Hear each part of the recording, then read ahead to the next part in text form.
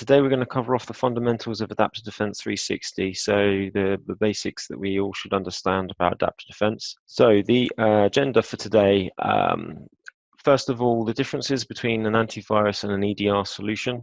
There's been quite a lot of dramatic change in endpoint security of late. Endpoint detection and response has been becoming more and more part of an effective endpoint security solution. And then to cover off the actual need for an endpoint detection and response solution in every business, the benefits of our advanced protection, which is our take on EDR, and then Adaptive Defense 360 implementation, so how we go about providing an EDR solution, our take on that, and then just to finish off with some inclusive features that you get as value adds, as additions within the AD360 platform. So the first thing, the difference between an antivirus and an EDR. EDR has traditionally been a separate market to antivirus, but in recent years it has been necessary for the two markets to merge. Gartner defines EDR, or Endpoint Detection and Response, as solutions that record endpoint system level behaviors and events, for example, users, processes, and network events, and store this information either locally on the endpoint or in a centralized database. Behavior analytics techniques are then used to continually search the database to identify early indications of breaches, including insider threats, and to rapidly respond to those attacks. These tools also help with rapid investigation into the scope of attacks and provide response capability. So basically, EDR leverages forensic data of endpoints in order to identify or mitigate attacks in real time.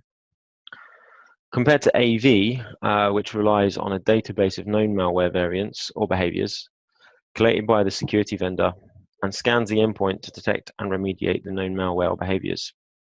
So in other words, the main difference here is traditional AV is aimed at threats we know, whilst EDR is aimed at threats that are new or unknown to us and detecting those.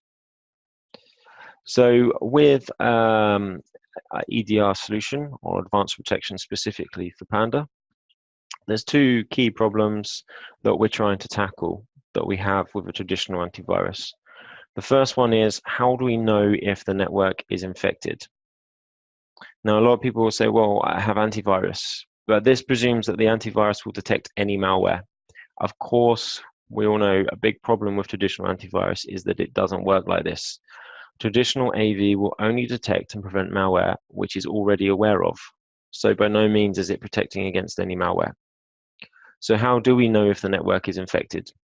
Maybe the user reports when there is an issue, but this doesn't seem a very reliable system. Plus, this assumes that the malware infection results in significant symptoms on the endpoint before it's too late, which is rarely the case. So to answer the question where traditional AV is concerned, simply put, we don't know for sure. It is possible for malware to be on our endpoints with an antivirus installed. The probability of such event may be minimized with traditional AV, but it is not eradicated. With Adaptive Defense, this problem solved, and I'll go on to that in a bit more in a moment. But AV Comparatives conducted an independent review of Adaptive Defense 360, and this is a direct quote from their white paper. If anybody's interested in the white paper, ping me an email. I can send you a copy. But as we classify all executed processes, it cannot fail to record malware. So that is one major step forward. The next big question around a traditional antivirus is, if there is a malware infection, what are the consequences? And that's something that historically we've not been able to answer in IT departments, in all walks and all different industries. So traditional antivirus typically doesn't do anything to help us with this. If you're alerted by a user that machine is infected, you sometimes end up resorting to taking the machine off the network and cleansing it offline. In some cases, you might be able to research the symptoms of the infection and come up with a hypothesis, but this is likely inaccurate. this approach may be fine for individual computers, but with large corporate networks, this quickly becomes a scary concept. Panda Adaptive Defense 360 solves the problem with our EDR technology, advanced protection.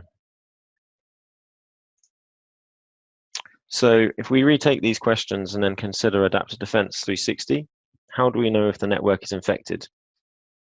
Panda monitors a lot of information. It's an EDR solution, and as Gartner defined, we have to be logging a lot of forensic information to fall into that class of product. So not least of this information is the execution of all programs, and this means we are in a position to only allow goodware to execute, period. So only safe programs can actually run with Adaptive Defense 360 installed and running on a Windows machine. Let me show you around the console and give you an example of this in action. So I'm going to actually show you a live example of me blocking a file. To do this, I'm just going to switch you to my other screen, so bear with me one moment. So hopefully now you can see my my desktop, and I'm just quickly going to jump in here. What I'm going to do is I'm going to generate some brand new executable files, something that's never ever existed before. So here we go. This little generator here is just generating some 100% unique files. And I've got Panda installed on my my device, and we're running in lock mode. Now, if I take it out of lock mode, in fact, if I disable the advanced protection altogether, like so, essentially what I've done here is I've just reverted myself back to a signature file-based detection system. We can see the advanced protection is now disabled, but the antivirus is still running. And if I execute one of these brand new files, you can see that they actually run, simply because there's nothing to say otherwise. Coming back in, re-enable the advanced protection, do the same thing, and the execution is blocked and flagged as an untrusted program. So the reason that this happens is because we are only allowing programs we know to be safe and trusted to execute on the endpoints. So we flip the whole model on its head, essentially. Instead of stopping the bad, now we're only allowing the good. Of course, we need to maintain the database, and we need to ensure that we've got a complete database, including goodware as well as badware or malware. So in order to do this, we actually take a copy of the blocked item, in my case 376 kilobytes. We upload it to our cloud servers, and then it's processed through machine learning to identify its classification, whether it should be trusted or whether it's malicious and needs to be treated as such. Okay, so hopefully now you can see my presentation again. And we're going to have a quick look in the actual consoles themselves and see what would we see on the receiving end of this as administrators. If that was to happen on an endpoint, where would we be looking? Now, you'll notice that I've got two separate consoles that I'm working in here. And that's because we are actually in a process of developing and migrating to a brand new infrastructure. This was mentioned in prior webinars, so you may have already seen this. But in essence, over the next year or so, we will be moving everybody to this new infrastructure. So I'm just quickly going to cover off what it looks like in both. So in the traditional one, in the legacy one that we're currently running for most people, the currently blocked items being classified is where you'd see these items appear. You can click in there, view the list of all of the items. And this is where the item is going to be whilst it's being classified. Once it's being classified, it will disappear from this list. You can expand it out, gain more information about the file, and you can click Do Not Block again. If you click Do Not Block again, then it's going to allow the file to execute across all of the computers and all the Windows devices within this console specifically. That does not prevent us from classifying the item. It just means that it will be allowed to run. If the item is classified as malicious subsequently, then the default behavior is for us to override your decision to exclude it. Once a classification occurs, it will disappear from this section, and it will appear in the relevant tally at the top there. If it's malicious or potentially unwanted, it will also appear in the relevant panels on the left-hand side. Ultimately, what you're left with is a tally of all the trusted programs and malicious programs, and a complete list of any malicious programs that were identified on the network. In our scenario where the item's been blocked, this is what we would see. Last action blocked, and there isn't generally any further action required in those cases. In the other console, it's very much the same story. This is the section that we're looking at. Click in to the list, and the unblock button is just there instead. So very, very similar.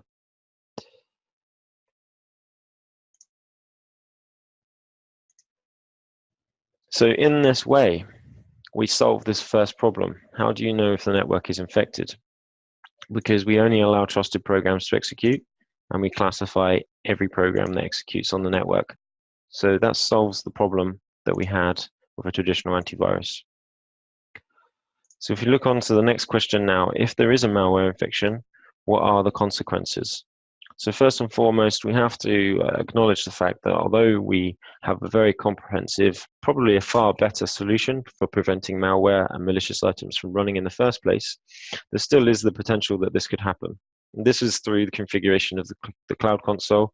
There's a few different settings and configurations where malware may be allowed to execute initially, not to mention, not least of which, is the Do Not Block Again button. So if someone was to click Do Not Block Again on an item that turned out to be malware, then that malware has been allowed to execute in the interim period. So for these scenarios, what have we got? With the classification of all programs, the likelihood is severely reduced. Well, we're recording all this additional information, so we can actually track the events of all of the malware. Every single event that occurs on the machine as a result of the malware being allowed to execute is logged and recorded in our database. And this means that we can show you a diagram not too dissimilar to this on the right in the Cloud Console. I can show you this very quickly. If we come over here, go back to the status page. What we're doing is we're going through the malware items. And here we find an item that has been allowed to execute. If we expand that out, we can see the step-by-step events that occurred as a result of the malware being allowed to run. And we view the activity graph, we get to that diagram that was in this PowerPoint presentation. The item in the center there is the item that we've classified in question.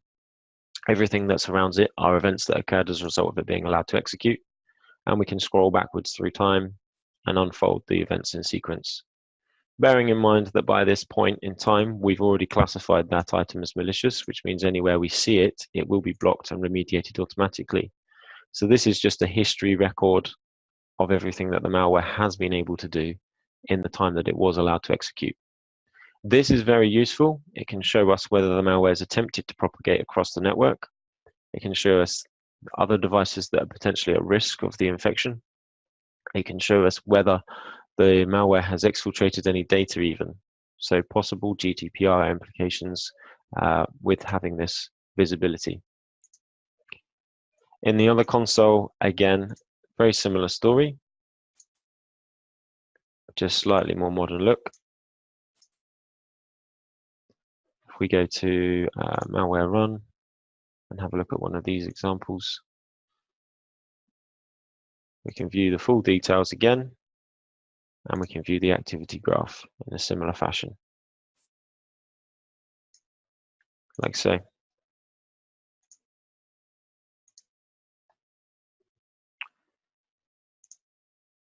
So, moving on, let's have a look at the inclusive features and configuration options within the consoles, comparatively, the old and the new. If we go to a settings profile, the advanced protection, of course, is our EDR technology within Adaptive Defense 360, and there's 3 different behaviors in which you can run this. You can have it in audit, hardening, or lock. The way in which I've explained it to you so far is presuming we're in lock mode, which is where you want to be. It's the most secure rule set that we've got. Malicious and potentially malicious programs will be removed. Unknown programs will be blocked until our lab determines whether they're malware or not. So that's obviously very good. The problem with that is it's a very harsh rule set. So introducing the technology to a new environment for the first time, you do pose the risk of blocking legitimate programs initially, which isn't a massive problem because you can obviously go into the console and click Do Not Block again. But in order to make it as seamless as possible, we've got the hardening mode. Hardening mode is kind of a learning phase.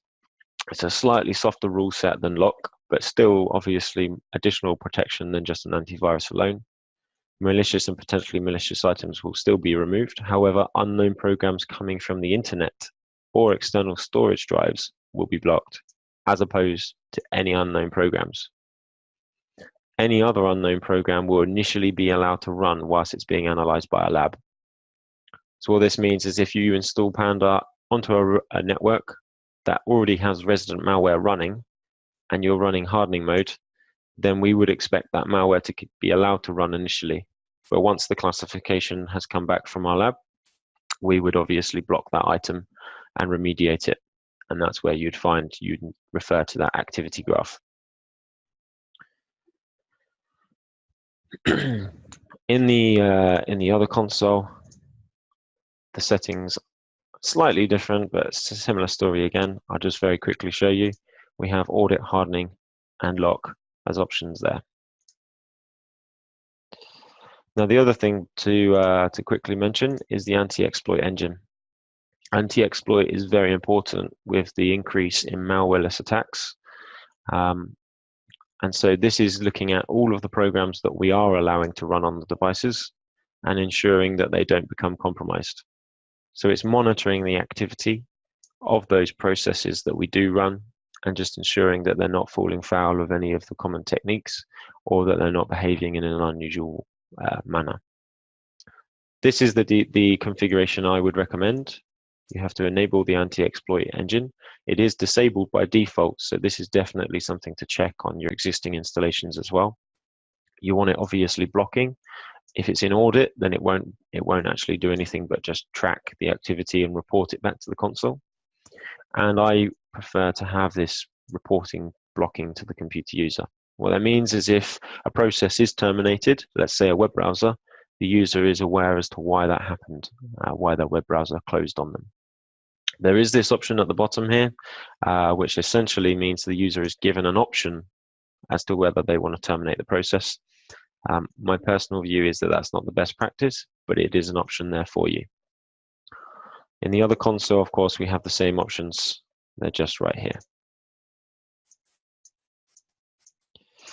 Okay, let's move on to some of the more trivial stuff. The installation options, they are slightly different between the two. And I'll just very quickly cover this off. If you click the link, obviously it downloads your MSI file. You install the MSI file, and that will subsequently install the agent, which will then go on to download the protection as a separate install package and automatically install that protection. For larger deployments, we have the distribution tool, which is a separate piece of software that you download, and this will deploy across a local network.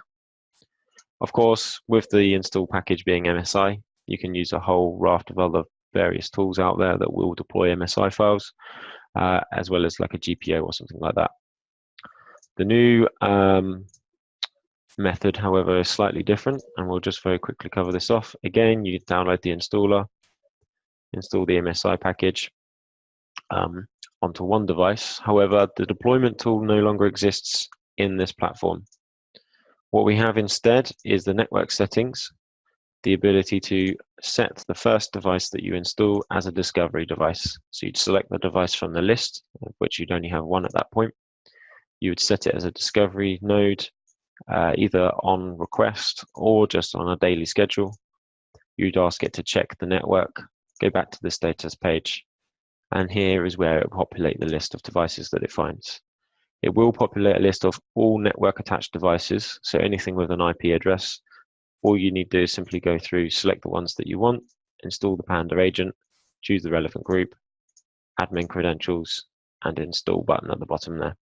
So that's replacing the deployment tool. The antivirus configuration, just very quickly, it's very straightforward, but we'll make some quick notes on that as well. In the old console, the antivirus configuration, the default configuration is like this, and this is what we would recommend. If you do enable scan compress files, then you may see performance issues. The mail tab is relating to POP3 mail once it is downloaded to the endpoint, and that is an antivirus scan of that POP3 mail. The web filtering is referring to malicious URL requests from the machine and will block any known URLs associated to malware activity.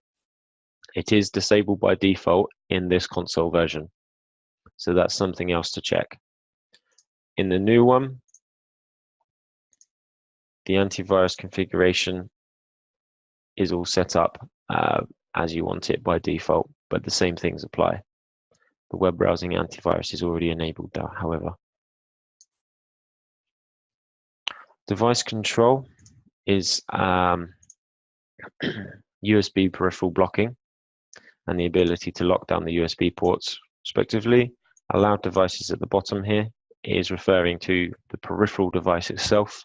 You can insert the instance ID, the hardware instance ID, which you can extract from any device through Windows Explorer properties. You simply paste it into a text file and import it into this list.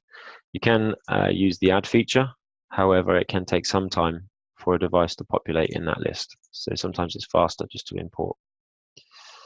In the new console, device control, again, very similar configuration, very similar setup, although you may find that devices populate a little faster because of improvements in the infrastructure. We also have, of course, the Exchange servers. This is on-premise Exchange servers. We actually install an Exchange agent into the Exchange server environment, and we provide antivirus. This is signature-based antivirus at the mailbox protection level and the transport protection level. There is a basic level of anti-spam, which is based off of header analysis. This I usually suggest is a more basic level compared to our comprehensive email protection, which is a completely different product. In the new console, we also have this option in here as well, antivirus for Exchange servers, and it's pretty straightforward to work out how to configure. Web access control, possibly one of my favorite value adds within the solution. This is your URL filtering policy. Very simple to configure, very straightforward, so I'm not going to explain it too much. The key benefit of this, however, is that the policy resides on the endpoint itself. Unlike many URL filtering solutions, it's not network dependent. That means that even if the device is connected to a different network or tethered to a mobile device, the policy that you've set will still apply.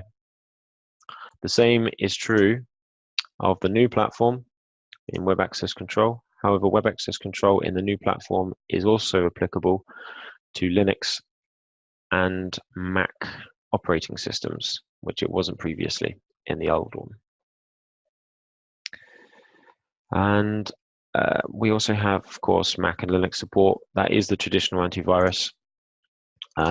So traditional signature-based antivirus across Linux and Mac. The advanced protection features are only available on Windows at present. However, we may well see that change at some point in the future. And Android AV and anti-theft, of course, we've got signature file-based and antivirus on Android. Anti-theft is a nice feature that I've seen work very well in the real world. What it essentially does is takes a picture after 3 failed logon attempts and emails to the following address, including the device's location. So very valuable information in the event that something gets stolen. And the same configuration can be set up in the other console too. So that pretty much covers off the fundamentals. That's everything that I wanted to cover with you guys today. It was a fundamentals presentation, so obviously we just covered off the basics, and to understand exactly why we've got Adaptive Defense 360 in the first place and what the value of it is over a traditional antivirus. Very often, many people miss that point.